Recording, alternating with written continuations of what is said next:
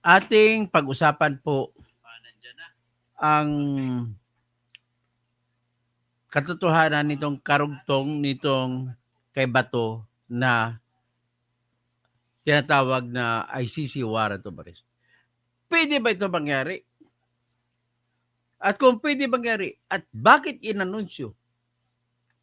Kay Duterte po ay hindi alam na may warrant of arrest. Binigla na lang siya. At anong dahilan? Isa lang naisip ko po na dahilan, opinion ko lang po yun. Kaya po inanunsyo yan, maaring totoo yan. Kaya lang inanunsyo yan sapagkat gusto lang ni BBM na matanggal ang isip ng mga tao sa flood control projects. At dadagdagan pa nitong bagyo na Tino na maraming namatay. Ilan na bang namatay ngayon sa Tino?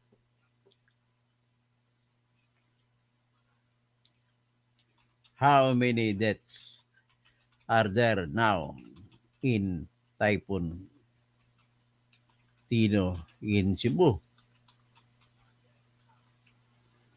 Yan, tinatanong. Ang tanong ng bayan, ilan na ba?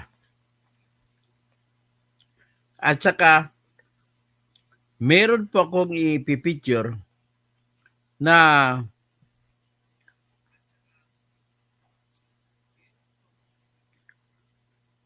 mga fans ko na nakita ko kanina habang babakasyon ako pauwi sa sana ba yun?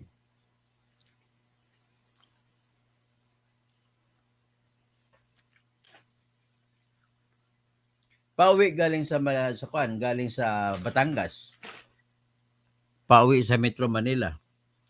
Meron po ako nakasalubong na mga fans ko sa along the Gasoline Station. At sila po ay pa-picture sa akin. At nais ko po na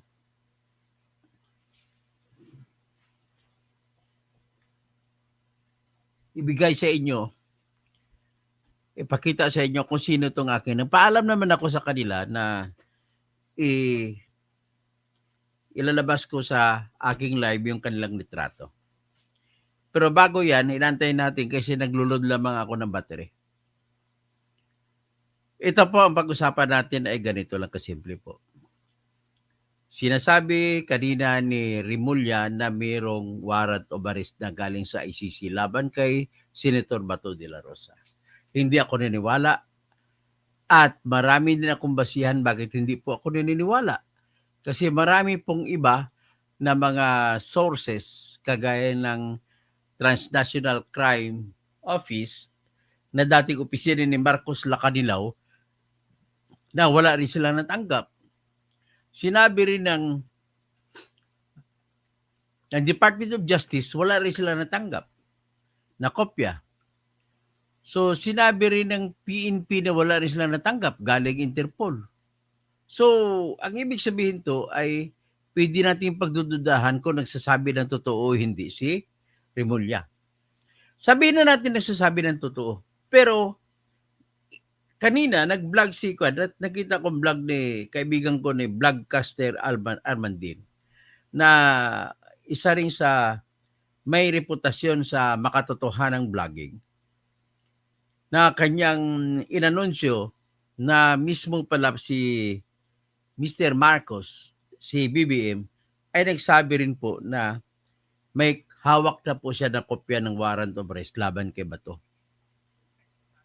So malamang totoo, pero ito na lang natin, i-assume na lang natin na totoo. Ang tanong ngayon, anong diskarte ngayon? Anong mangyayari kay Bato? Maaresto ba kaya siya? Yan po ang ating pag-uusapan. So ngayon, kung pag-usapan natin yan, ano ang magiging dahilan? Ang ating magiging dahilan ay mayroon po kasing batas na ginawa, ay hindi naman batas, rules of court kung tawagin, na ginawa ng Supreme Court para patungkol sa kagaya na may international warrant of arrest laban po sa mga Pilipino or hindi Pilipino pero dito sa loob ng tinatawag na arestuhin sa Pilipinas. So aking ipakita ngayon, bago ko magdiretso, ipakita ko muna yung aking isa sa mga fans, mag-asawang fans na nakita ko sa Slex kanina na sila po ay natuwang-tuwa nung nakita ko. So, ibig po sabihin, ako'y natuwang-tuwa din at marami akong fans, di ba? Pero siyempre, kahit anong diskarte ko na hindi ako makilala, nakilala pa rin nila ako. Yung mag-asawa, nakakatawa, nakakit naman ng mga mag-asawang ito. Ipakita ko muna sa kanila. Ang pangalan po nila ay si Mr. and Mrs. Romeo Martillano tsaka si Lourdes Martillano. Ito po sila, ipakita ko sila.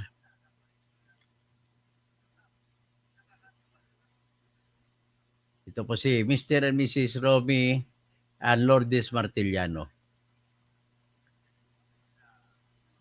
Ang cute na mag-asawang ito. Tingnan nyo. Yan. I-play natin. Mga kaibigan ko, mga subscribers ko, si Romeo Martillano, si Rosalita Martillano. Magandang hapon po sa inyo at nice thing na nakita tayo dito. Ha? Hindi man, ginawa sila ng Panginoon, magkita tayo, no? Sige, hero ka. Sige po. Mga kaibigan ko, mga ulit pa. si Romeo Martillano, si Rosalita Martillano. Magandang hapon po sa inyo at nice thing na nakita tayo dito. Ha? Hindi man, ginawa sila ng Panginoon, magkita tayo, no? Sige, hero ka. Sige po. Ayan, maraming salamat po Mr. Romeo Martillano tsaka Mrs. Lourdes Martillano. At nagkita tayo kanina sa Slex, hindi ko lang sasabihin kung saan banda sa Slex. So, nevertheless, ulitin ko lang, ang ating topic po ngayon, ano na lang ang mangyari kay Bato de la Rosa? Kasi sinabi ni BBM, nag-follow up siya sa sinabi ni Boying Rimulyan na mayroong warrant of arrest galing sa ICC laban kay Bato.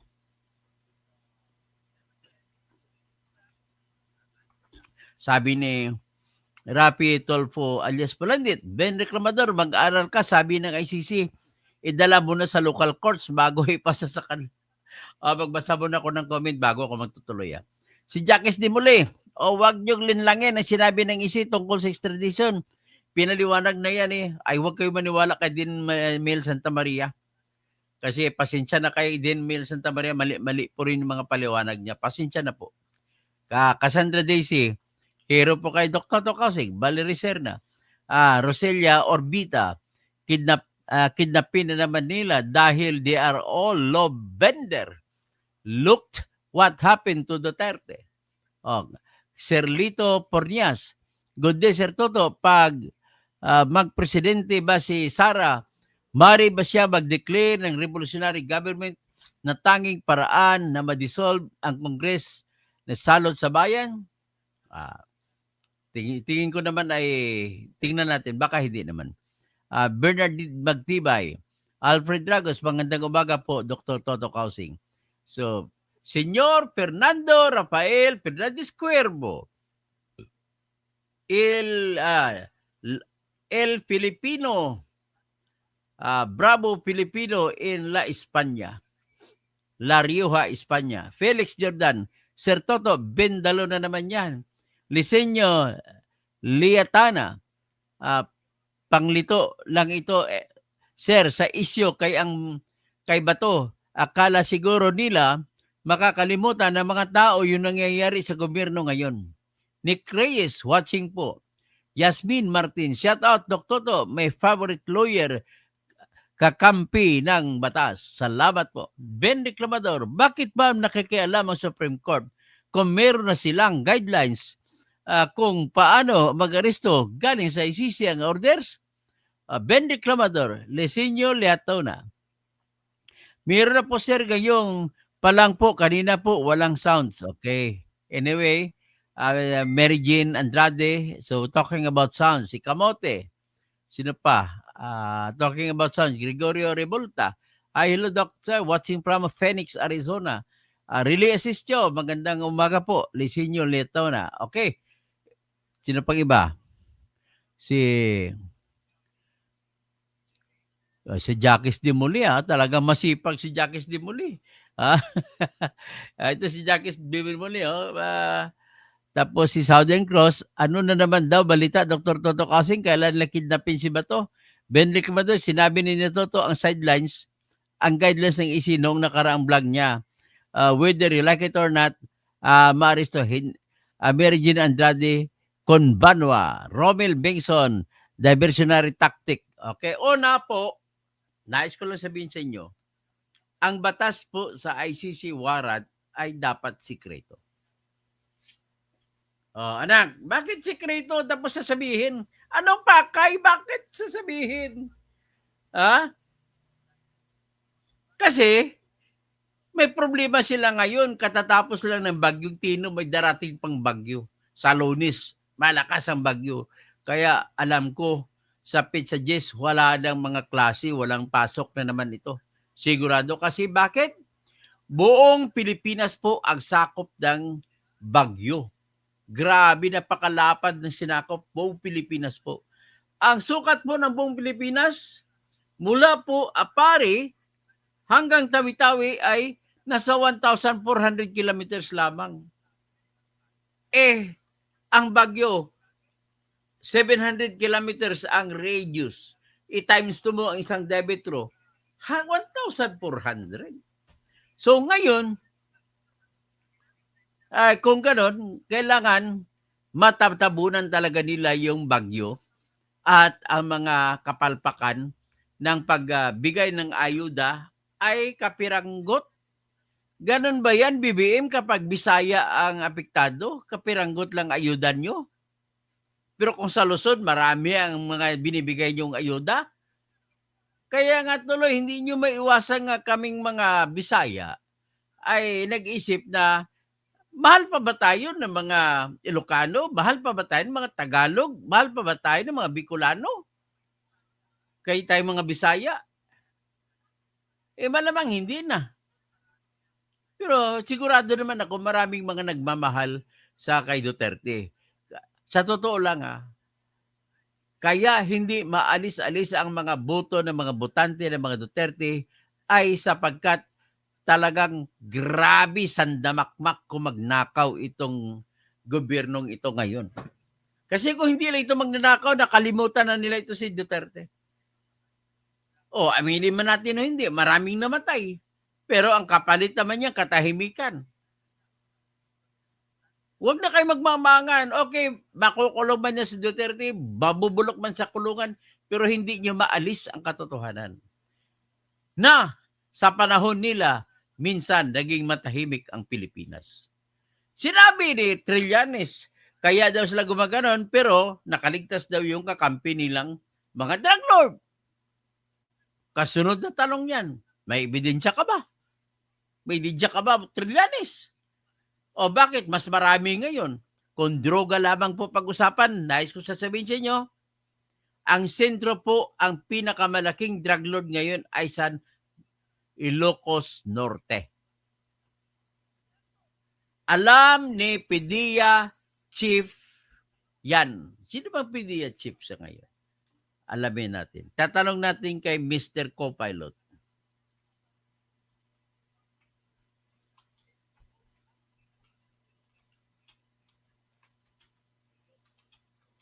Okay. Sa Ilocos Norte po.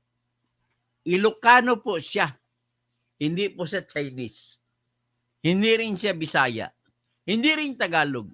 Ilocano po siya. Hindi rin siya Pangasinense. Ilocano po siya. Pero kilala siya ni PDEA chief. Sino ba yung PDEA chief?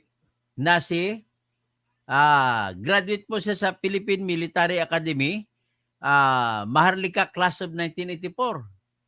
Si Major General Isagani Neres. PDEA chief, Isagani Neres, abogado ka pala eh.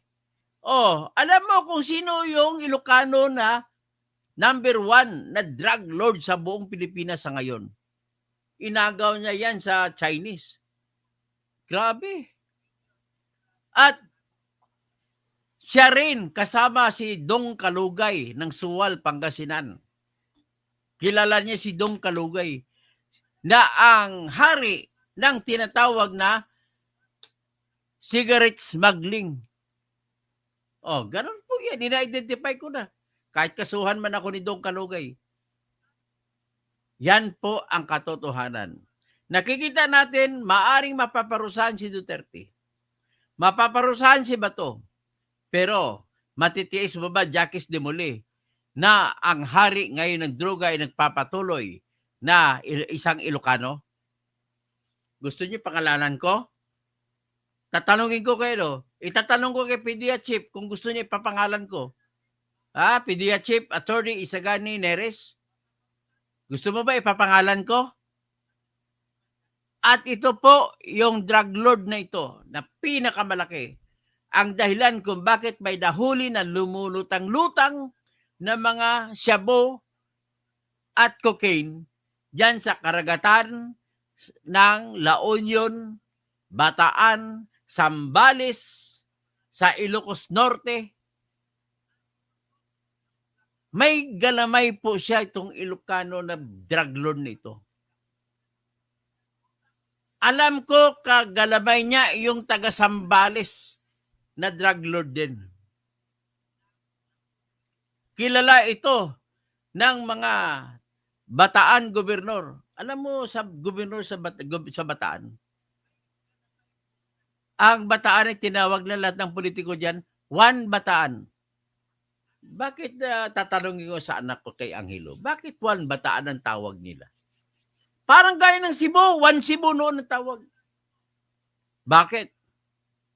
Kasi iisa lamang ang pamilya na naghahari sa Bataan. Kaya One Bataan. Garcia lamang. Garcia sa gobernador. Si Enrique III. Ang kapatid niya, si Marachuna Garcia. Tapos ang dalawang congressman, tatlong congressman, Garcia din. Kaya One Bataan ang tawag kasi puro Garcia lamang ang opisyal. Isang pamilya lang ang opisyal, kaya One Bataan ang tawag.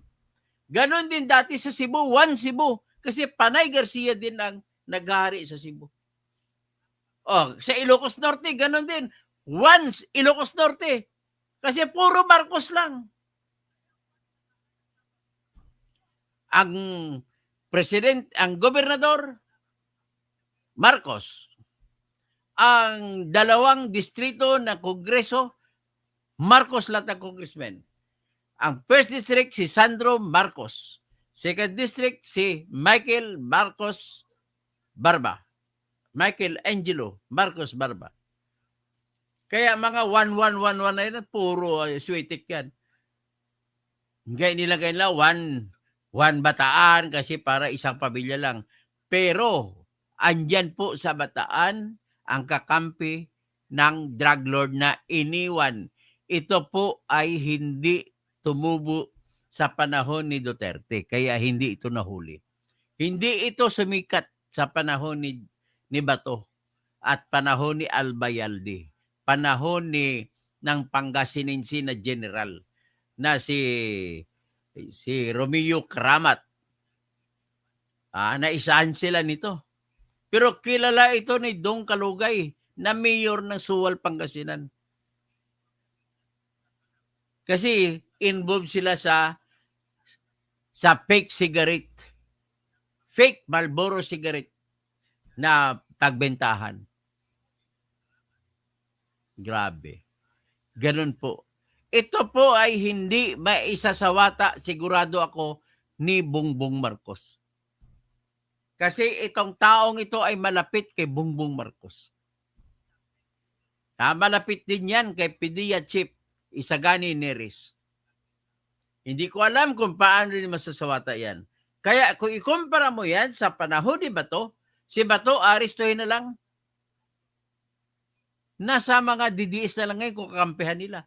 Sa panahon ng boto, paparusahan sigurado ng mga botante ang mga magmamaniobra dyan. Sigurado ako na paparusahan ng mga DDS. Sa totoo lang, mas marami pa ngayon ang mga botante ng DDS. Dumadarami. Kasi mga dating mga pinklawan ay naging DDS na rin ngayon. Dating mga BBM naging DDS na rin ngayon. Marami na. Nakikita niyo naman sa survey, mas mataas pang survey ng mga DDS kumpara kay BBM. So ngayon, ano pa pinagmamayabang ninyo ng mga pinklawan kayo? Karamihan ng mga vlogger dyan eh. Ano pinaglalabang? Ikaw, Coach Jarrett. Alam ko, ikaw ay vlogger ni Romualdez. Ano pa ngayon ang meron ka?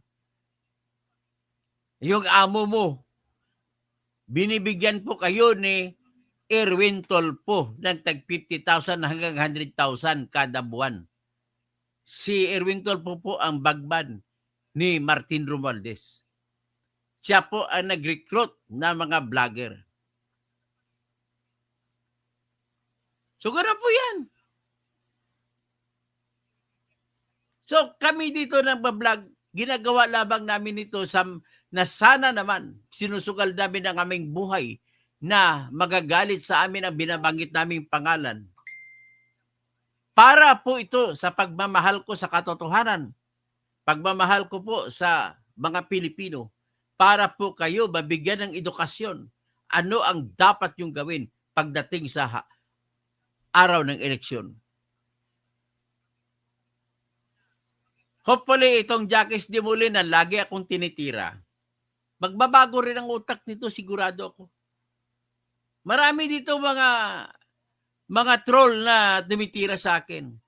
Kasi po, ang troll, ang masama na sa ginagawa ni BBM, ginagawa niyang official pera ng gobyerno, pera ng mga buwis natin, ay ginagamit niya, hinihingi na ng budget na isama sa budget ng Philippine Presidential Communications Office o PCO, at yun po, kumukuha sila ng pundo pambayad sa mga hinahire nila ng mga troll.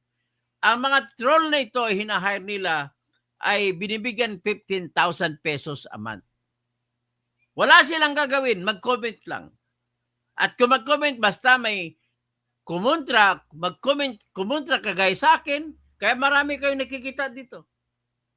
O di kaya, mayroong ilalabas ang grupo ni Marcos na mga vlog, sila naman atong tagapuri. Ganon po yun.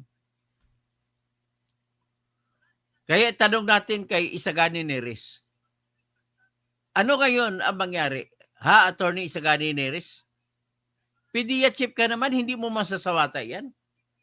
Alam ko, Ilocano ka, Isagani Reyes. Kaya kilala mo yung Ilocano sinasabi ko na siyang pinakamalaking drug lord sa buong Pilipinas ngayon. So ngayon, si Bato, anong pag-asa ni Bato? Sa totoo lang, okay lang naman sa mga DDS yan na makulong si Bato. At least nakapagbigay na sila ng contribution nila sa Pilipinas bago malang makulong ng habang buhay. Sa panahon nila, walang naglilipanan ng mga nagbibenta ng mga adik. So, ito ngayon ang pag-asa ni Bato. Sa katotohanan po na mayroong tinatawag na batas na binaba ng Supreme Court na hindi na pwedeng gagawin yung ginawa ninyo kay Digong Duterte na aristuhin nilang bigla at itapon sa diheg. O ito po yung bagong batas ng Supreme Court.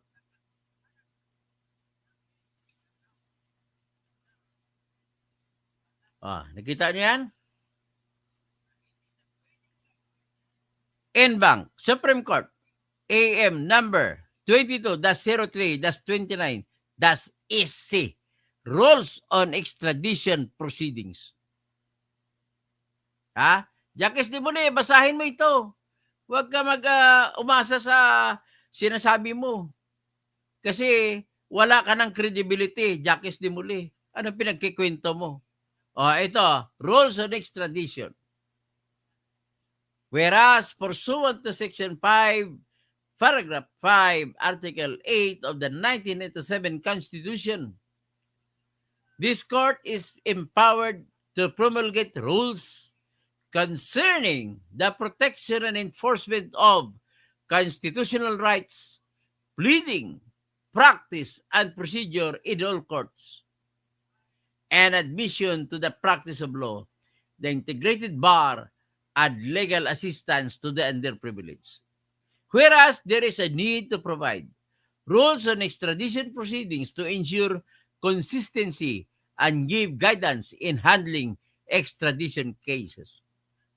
Whereas through Memorandum Order number 49/2023, dated March 27, 2023, Memorandum Order number 57-2023, dated April 12, 2023, Memorandum Order number 18-2024, dated February 15, 2024, Memorandum Order number 18-A-2024, dated February 28, 2024, Memorandum Order number 18B-2024, dated July 31, 2024, Memorandum Order number 07-2025, dated January 30, 2025, a technical working group was organized to prepare a draft of the proposed special rules on extradition, now referred to as the Rules on Extradition Proceedings, and is composed of the following. Yan. Now, therefore, the court sitting in bank resolves to approve the rules on extradition proceedings. Yan. Ito na ngayon sundin. Hindi na pwede gaya ng ginawa nyo, inaresto nyo si Duterte at tinapon. Hindi na pwede yun. Applicability. This rule shall apply to all proceedings related to extradition, including the ICC. Ibig sabihin, all proceedings. Applications for warrants of arrest or whole departure orders, whether provisional and precautionary or otherwise, and applications for bail. So the definition of terms, for the purposes of these rules, the following terms are defined as follows. Central Authority. Ang Central Authority po, yan po si Boying Rimulya. Yan po yung Secretary of Justice. At doon sila itatapon sa Central Authority galing po sa Department of Foreign Affairs.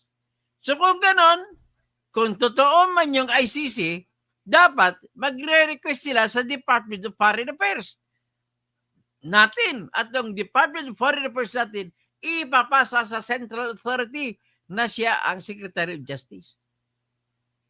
Tapos ang Executive Authority dito ay yung Secretary of Foreign Affairs or an official authorized to act on behalf of the latter, who shall transmit to the Central Authority the request for extradition upon determining that the request complies with the law and the applicable tradition. Extradited means any person who is or is suspected of being within the territory of the Philippines and whose extradition or provisional arrest for the purpose of extradition is requested by the requesting state. Extradition means the removal of an extraditee from the Philippines with the object of placing them at the disposal of foreign authorities to enable the requesting state to hold the extraditee in connection with any criminal investigation directed against them or for the execution of a penalty imposed under the penal or criminal law of the requesting state.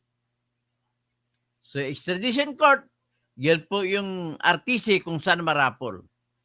Extradition treaty means a bilateral agreement between the Republic of the Philippines and the requesting state, or a multilateral agreement to which both Philippines and the requesting state or state parties containing provisions governing extraditions.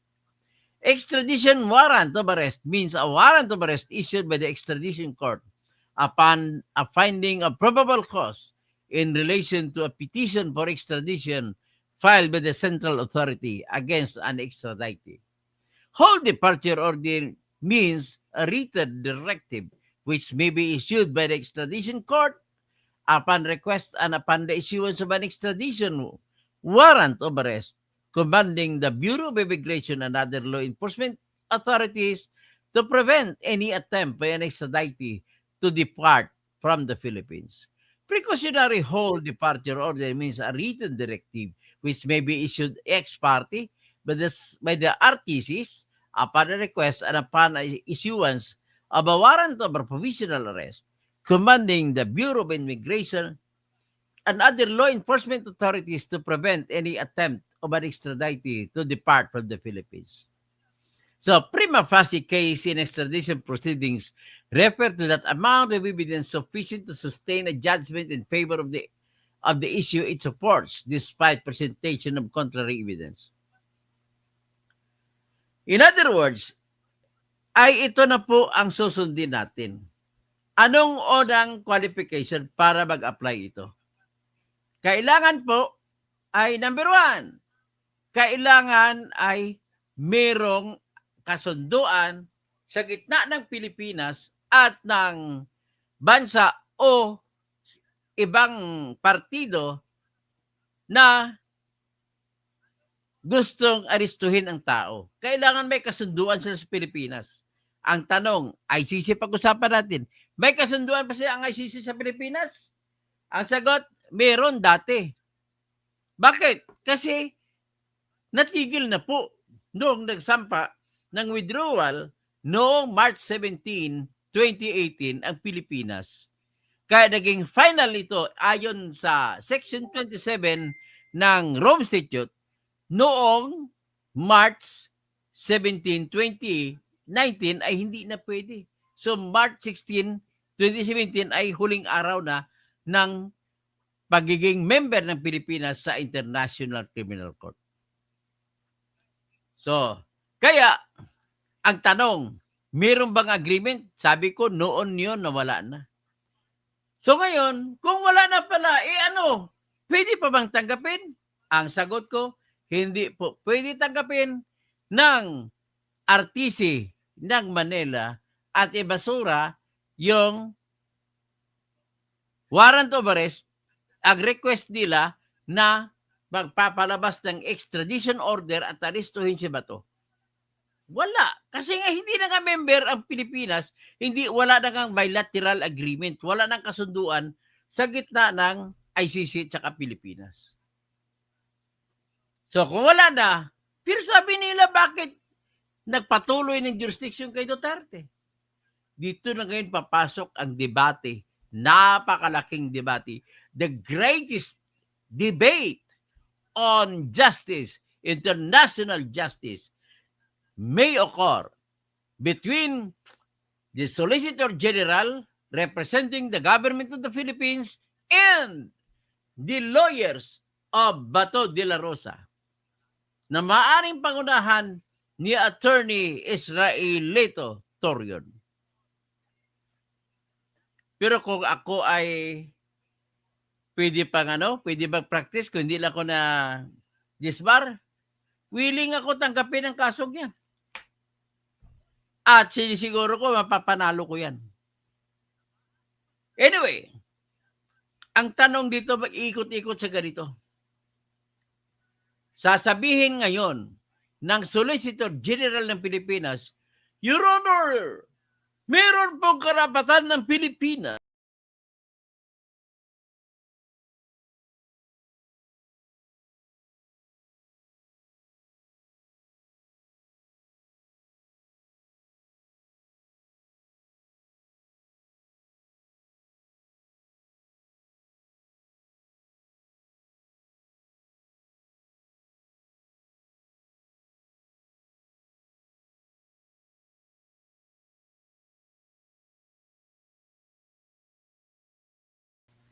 naputol tayo. Anyway, doon ako naputol. Your Honor, mayroong karapatan ang pamahalaang Pilipinas na hingiin ang pagpayag ng korte na itapon si Bato papunta sa Netherlands. Yan pong argumento nila. So ngayon, paano nila suportahan yan? Sasabihin ngayon ng Solicitor General, Your Honor, may tinatawag po na preliminary examination na inilabas ng Office of the Prosecutor ng ICC noong February 8, 2018. At ito pong preliminary examination ay ginamit po ng ICC Pretrial Chamber na dahilan para itutuloy ang paglilitis at paghusga kay Digong Duterte. At sapagkat kasama si Bato sa kaso ni Digong Duterte, ay pwedeng gamitin ang preliminary examination para maging dahilan para utusan ng korte si Bato na itapon sa The Hague, Netherlands. Yan po ang argumento nila. Ang argumento ko naman, kung ako abogado, Your Honor, they are in the wrong position. Bakit po sila mali? Sapagkat po ay yung preliminary examination na tinatawag nila ay kinukonsidera nila na isang bagay na kinukonsidera na daw ng korte. In the plain and exact words used by Article 1 to 7, in the fourth condition, it states that the ICC court retains jurisdiction over any matter that was concluded before the expiration of the withdrawal period, as long as that any matter had become under consideration by the court prior to the finality of the withdrawal. Yan ang argumento nila.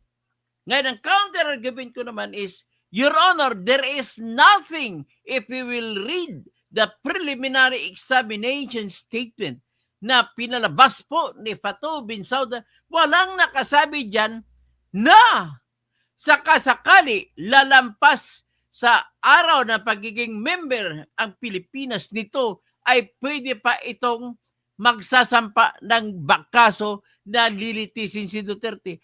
Pag walang sinabi, ibig po sabihin ay hindi mo pwedeng bigyan ng kapangyarihan ng paglilitis at paghuhusga ang ICC kung walang klarong kapangyarihan. Ladies and gentlemen, it is already settled in the entire world of justice that power cannot be presumed. Hindi mo pwede sasabihin na may kapangyarihan ka kung walang batas na nagsasabi na meron kang kapangyarihan sa paglilitis at paghuhusga.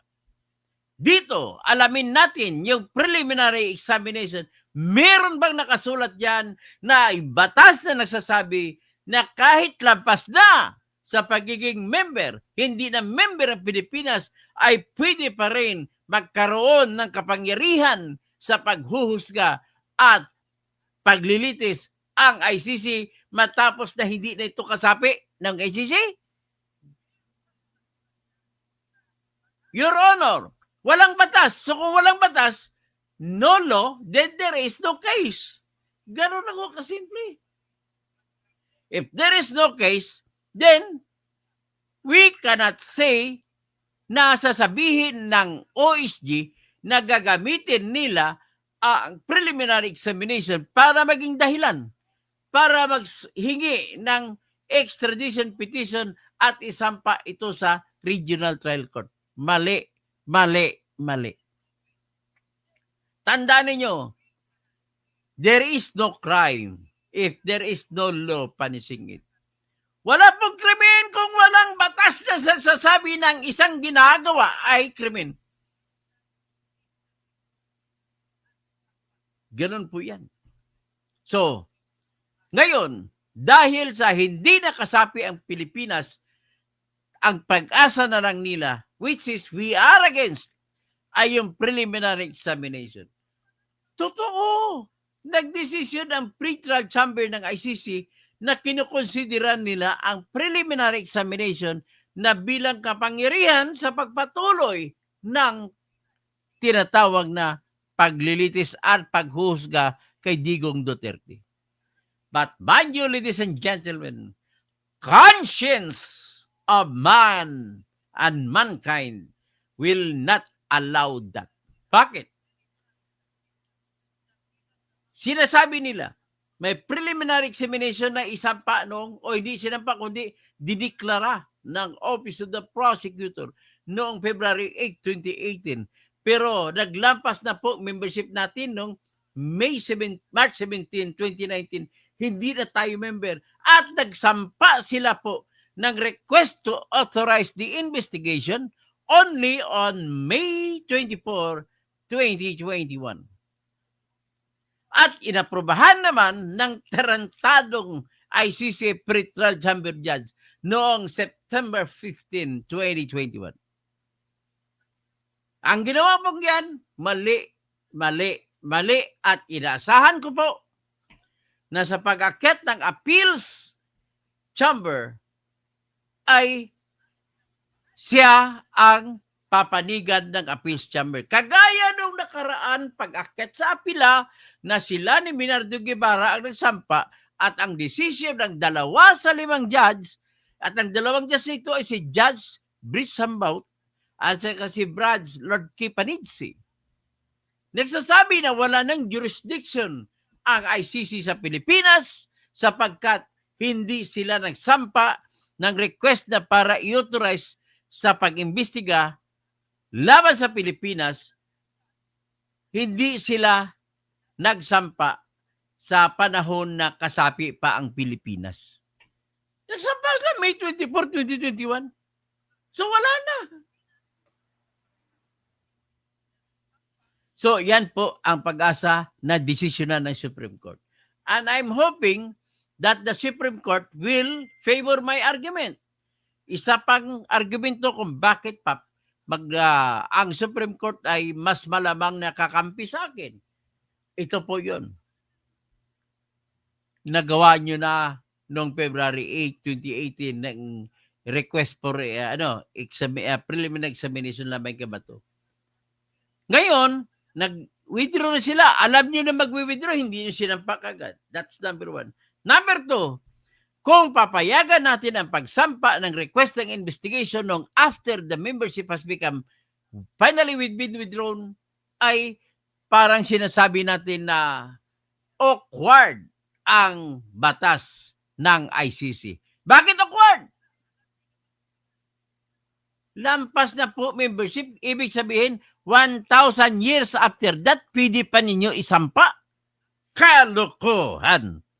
Kaya po ako'y naniniwala na kakampihan ng Supreme Court si Bato de la Rosa at iutos nito na hindi siya maaaring i-deport sapagkat hindi po member ng Pilipinas ang ICC.